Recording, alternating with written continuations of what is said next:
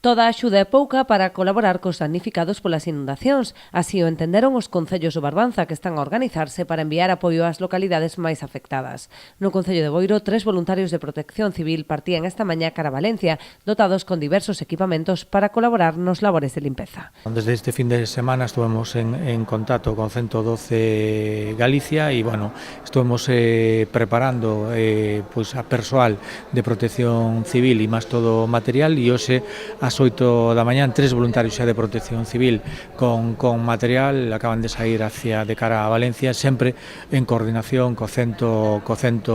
Levábanos, como lle digo, 3 días xa preparando esta viaxe e, van con equipos de suministración eléctrica, van tamén con bombas para chique, levan palas, levan todo o material necesario para a limpeza e evacuación de persoas. Tamén se instalou na recepción da Casa Consistorial un punto de recollida de alimentos non perecedoiros e produtos de limpeza e hixiene, o que os veciños se poden achegar en horario de mañá para depositar as súas doazóns.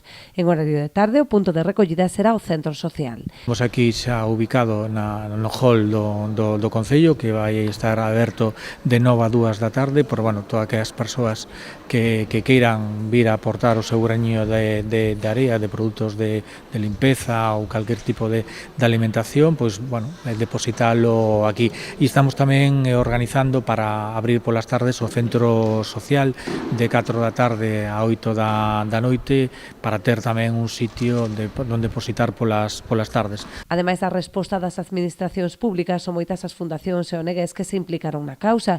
É o caso de Pegasus, que conseguiu encher 2 camións nunha soa xornada de recollida en Ribeira. A entidade recadou tamén preto de 17.000 euros para axudar os milleiros afectados por esta catástrofe natural sen precedentes en toda España.